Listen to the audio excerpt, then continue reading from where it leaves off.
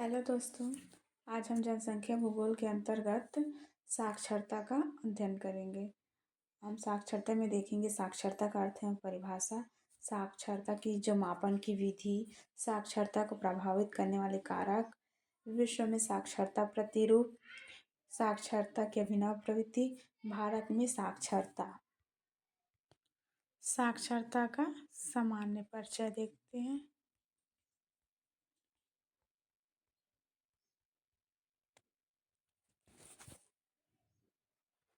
साक्षरता वह व्यक्तित्व गुण है जो किसी व्यक्ति के पढ़ने और लिखने की योग्यता को क्या करता है, प्रकट करता है।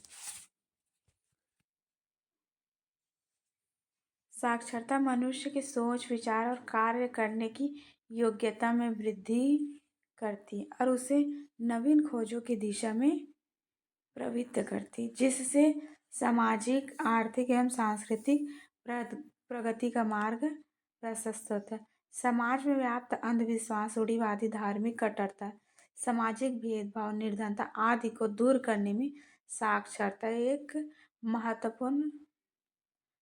महत्व सर्वोपरि है। आज के वैज्ञानिक तकनीकी युग में साक्षरता का महत्व और भी बढ़ता जा रहा है, क्योंकि निरक्षर या अनपढ़ व्यक्ति समाज और देश की नवीन वास्तविक स्थिति। वैज्ञानिक तकनीकी युग में साक्षरता का महत्व और भी बढ़ता जा रहा है, क्योंकि निरक्षर या अनपढ़ व्यक्ति समाज और देश की वर्तमान वास्तविक स्थिति तथा अंतर्राष्ट्रीय संबंधों को समझने में असमर्थ होते तथा तकनीकी दृष्टि से अनुकूल होने के कारण आधुनिक उद्योग तथा सेवाओं में उचित योगदान भी नहीं कर पाता। मानव सभ्यता का विकास प्रत्यक्ष रूप से साक्षरता से संबंधित रहा और वर्तमान काल में भी वे देश या प्रदेश के आर्थिक रूप से अधिक संपन्न है। जहाँ साक्षरता दर उच्च और वे देश जहाँ साक्षरता दर उच्च है वह देश विकसित तथा जहाँ साक्षरता दर पिछड़ा हुआ है वह क्षेत्र भी शिक्षा के अभाव में तकनीकी विकास का वहाँ अभाव पाया जाता है, क्योंकि साक्षरता किसी देश के विकास में एक महत्वपूर्ण भूमिका अदा करता है।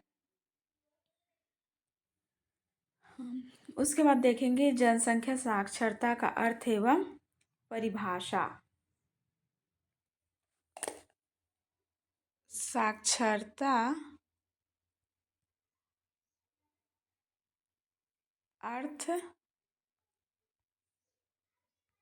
एवं परिभाषा।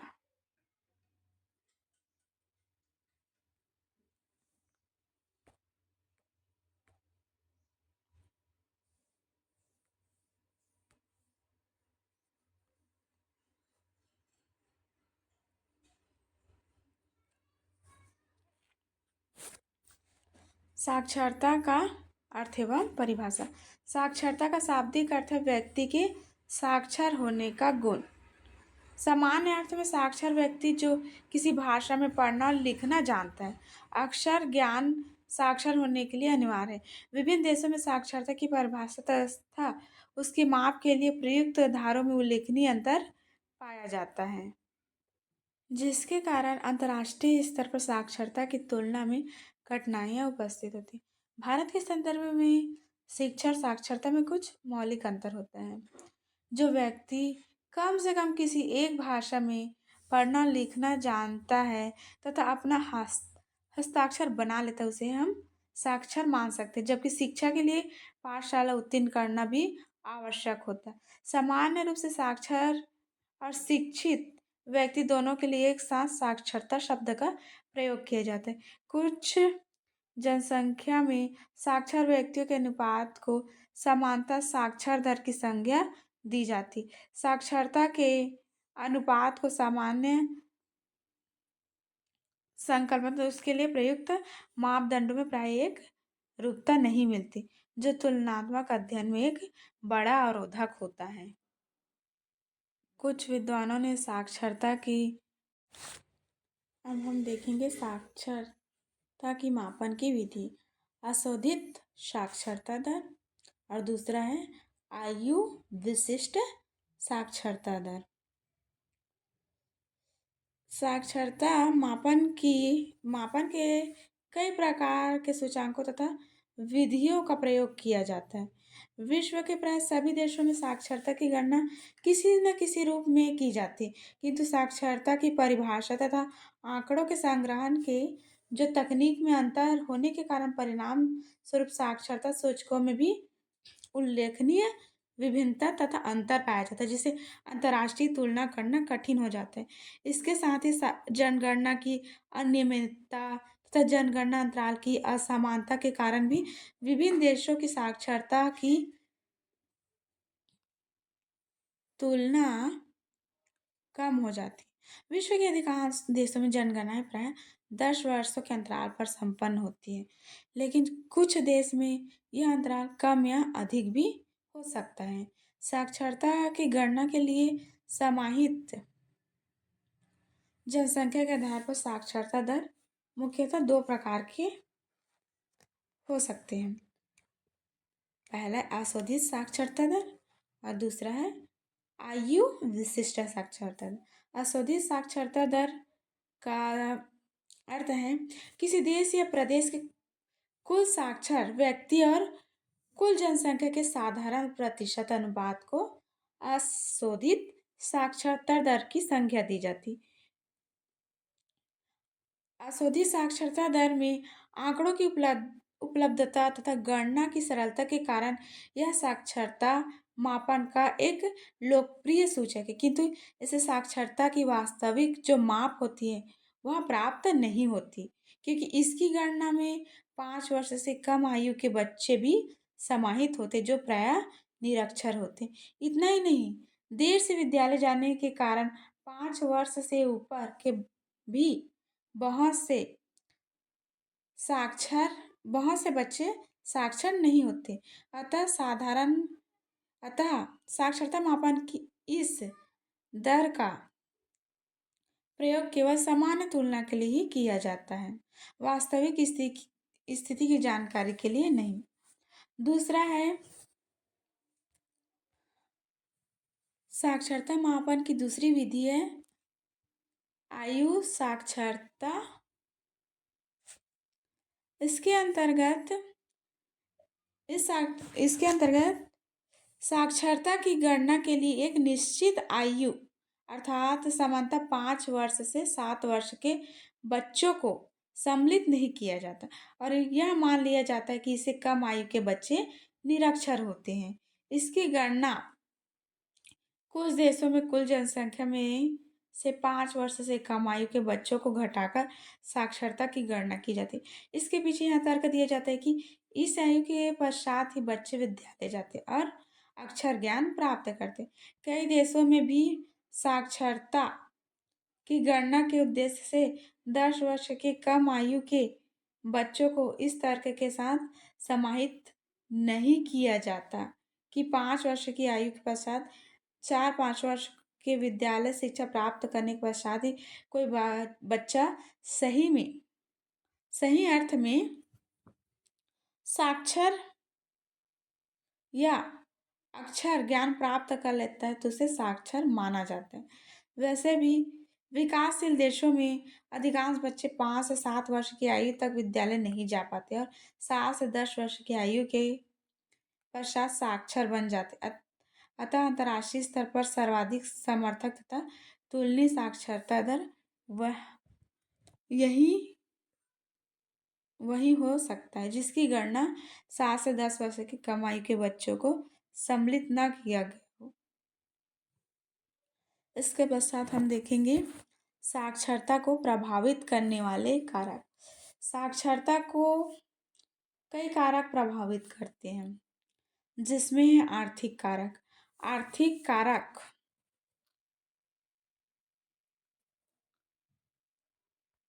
आर्थिक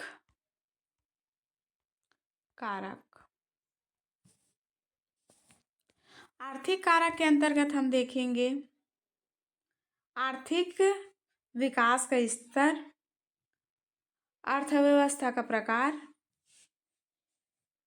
जीवन स्तर, यातायात तथा संचार माध्यमों का विकास, तकनीकी विकास का स्तर, शिक्षा की लागत।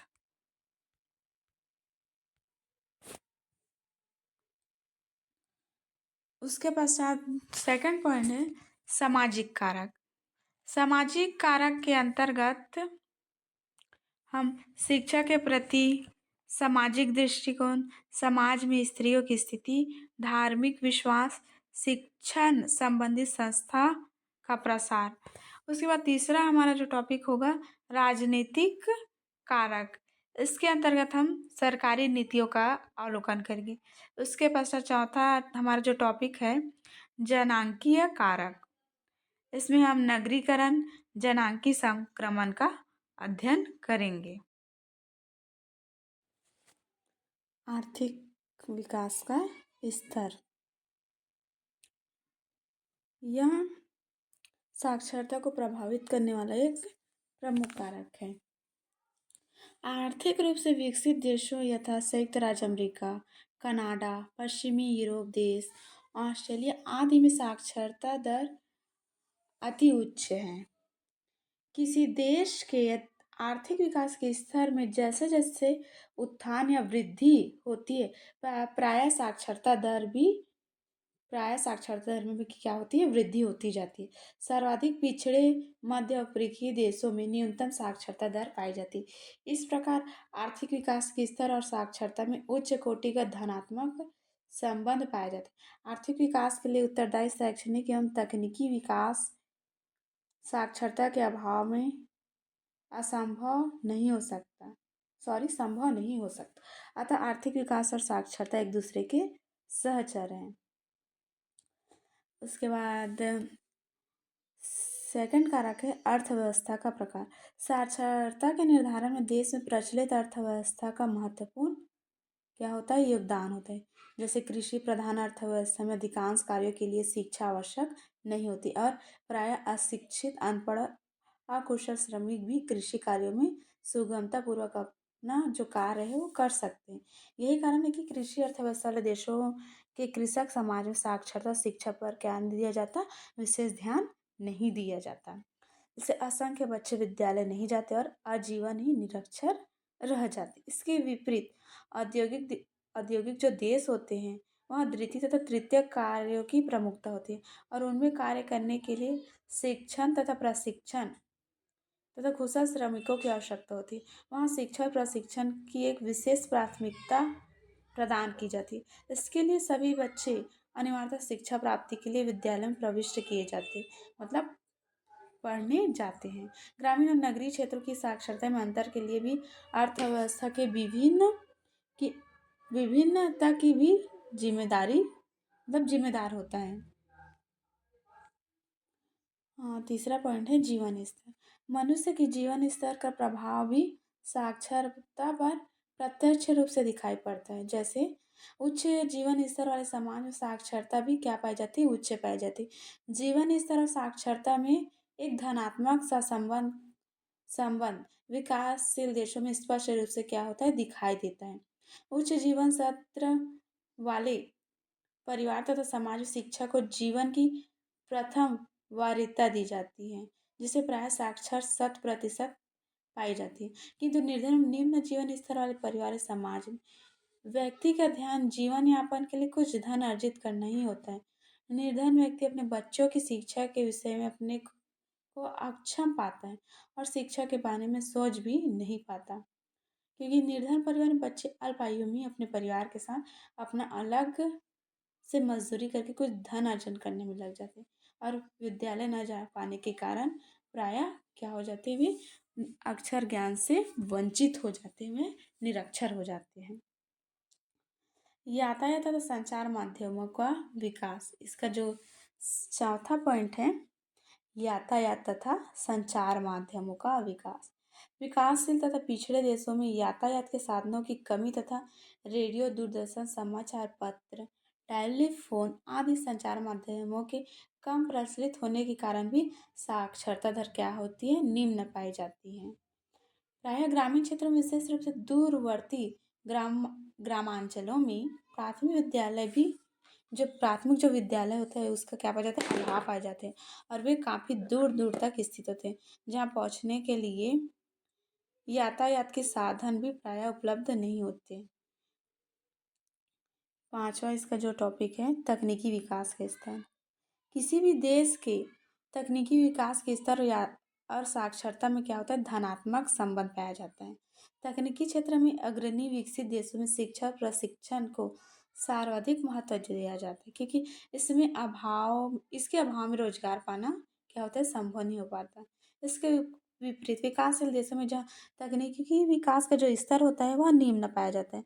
कृषि, पशुपालन आदि प्राथमिक कार्य और कुछ छोटे बड़े उद्योग में अकुशल एवं अशिक्षित लोगों को भी रोजगार मिल जाता है। अतः आवश्यकता जन्य कारणों से विकसित तकनीकी वाले देशों में साक्षरता उच्च होती है और अल्प विकसित तकनीकी वाले देशों में निम्न साक्षरता पाई जाती है। इसी के साथ शिक्षा की लागत, इसका जो छठवां पॉइंट है, शिक्षा की लागत तथा शिक्षा के प्रति सामाजिक दृष्टिकोण। साक्षरता के निर्धारण में शिक्षा की लागत का विशेष महत्व है। धनी परिवार या देश में शिक्षा पर आने वाले व्यय का कोई विशेष प्रभाव नहीं पड़ता, किंतु गरीब परिवार या विकासशील देश में जहाँ अधिकांश लोग गरीबी रेखा के नीचे जीवन यापन करते हैं, शिक्षा की लागत का सामान्य साक्षरता पर विशेष प्रभाव पड़ता है, और सस्ती शिक्षा के अभाव में असंख्य बच्चे क्या हो जाते हैं, निरक्षर रह जाते हैं। तथा जो समाज में प्रचलित परंपराएं, मान्यता आदि का साक्षरता के निर्धारण में महत्वपूर्ण योगदान होता है। इसके अभाव में विभिन्न समाजों में शिक्षा के प्रति दृष्टिकोण में भी अंतर पाया जाता है। उसके बाद हम अध्ययन करेंगे साक्षरता को प्रभावित करने वाले कई कारक है, जैसे समाज में स्त्रियों की स्थिति, धार्मिक विश्वास, शिक्षण संस्थाओं का प्रसार आदि। उसके पश्चात हमारा नेक्स्ट टॉपिक है विश्व में साक्षरता प्रतिरूप। पाश्चात्य विकसित देशों में साक्षरता सर्वव्यापक है, किंतु विकासशील तथा पिछड़े देशों में इसका वितरण जो है अधिक विषम है। सामान्य आर्थिक विकास के स्तर साक्षरता में धनात्मक सहसंबंध पाया जाता है। संयुक्त राष्ट्र के आंकड़े के अनुसार विकसित देशों में वयस्क साक्षर 99% है, किंतु पिछड़े जो अफ्रीकी तथा एशियाई देशों में यह 40% से भी क्या होता है, कम पाया जाता है। इस आधार पर विश्व के समस्त देशों को निम्नलिखित 4 श्रेणियों में विभक्त किया गया है। पहला है अति पहला है अति उच्च साक्षरता। इसमें 90% या अधिक जनसंख्या वाले प्रदेश को सम्मिलित किया जाता है। विश्व के विकसित देशों में प्राय सभी स्त्री पुरुष साक्षर होते हैं। जो विश्व के विकसित देशों में होते हैं ना, वहाँ लगभग सभी स्त्री पुरुष क्या होते हैं, साक्षर होते हैं। इन देशों में शिक्षा अनिवार्य मानी जाती है और सभी बालक बालिकाएं विद्यालय शिक्षा प्राप्त करते हैं। इन देशों में उच्च आर्थिक स्तर के साथ साथ साक्षरता तथा जो शैक्षणिक जो स्तर भी होता है वह उच्च पाया जाता है। इसके अंतर्गत कुछ देशों को सम्मिलित किया जाता है, यह जैसे एंग्लो अमेरिका, अधिकांश यूरोपीय देश, ऑस्ट्रेलिया, न्यूजीलैंड के अतिरिक्त लैटिन अमेरिका तथा दक्षिण पूर्व एशिया के कुछ देश भी अति उच्च साक्षरता वाले प्रदेश के अंतर्गत रखे जाते हैं। उसके पश्चात है उच्च साक्षरता। इसके अंतर्गत 60 से 90% वाले जो 60 से 90% वाले जो क्षेत्र होते हैं, जैसे लैटिन अमेरिका के ब्राज़ील, पेरू तथा निकारागुआ, अफ्रीका के लीबिया, दक्षिण अफ्रीका, नामीबिया, जिम्बाब्वे, घाना आदि में जो साक्षरता है जिसका प्रतिशत 60 से 90 के मध्य पाया जाता है। उसके पश्चात है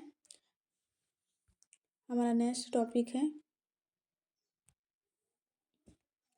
मध्य साक्षरता दर वाले क्षेत्र।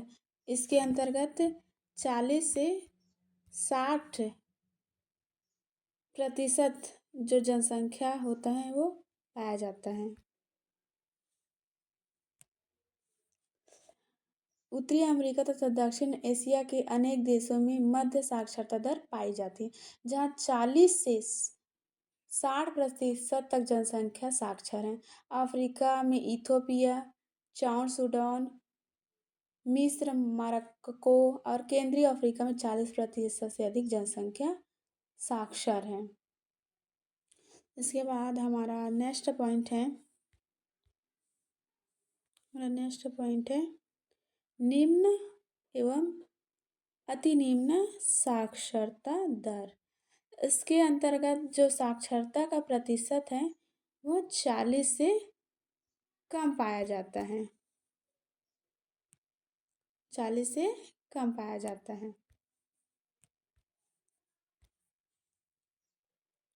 अफ्रीका के कई देशों में अधिकांश जनसंख्या निरक्षर और साक्षरता दर प्रायः 40% के क्या है नीचे हैं।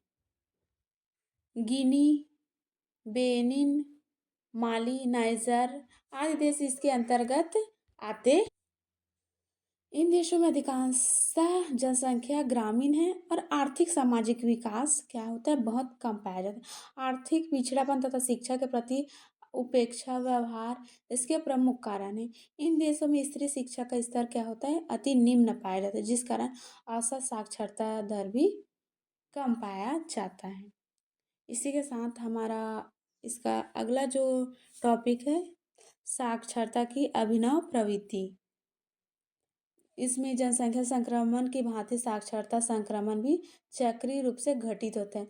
विश्व के विभिन्न देशों में साक्षरता के जो संक्रमण है वह अलग अलग अवस्था में पाया जाता है, जिसके कारण साक्षरता प्रतिरूपों में क्या पाई जाती है भिन्नता पाई जाती है। साक्षरता एक क्या है गत्यात्मक अर्थात गतिशील है, जो देश काल के संदर्भ में क्या होता है परिवर्तनशील होता है। किसी भी देश के शैक्षणिक एवं साक्षरता का जो स्तर होता है उसका संबंध उसके आर्थिक सामाजिक तथा सांस्कृतिक विकास से प्रत्यक्ष रूप से क्या होता है जुड़ा होता है। धन्यवाद। आज का हमारा जो साक्षरता का टॉपिक है यहीं पर समाप्त होता है।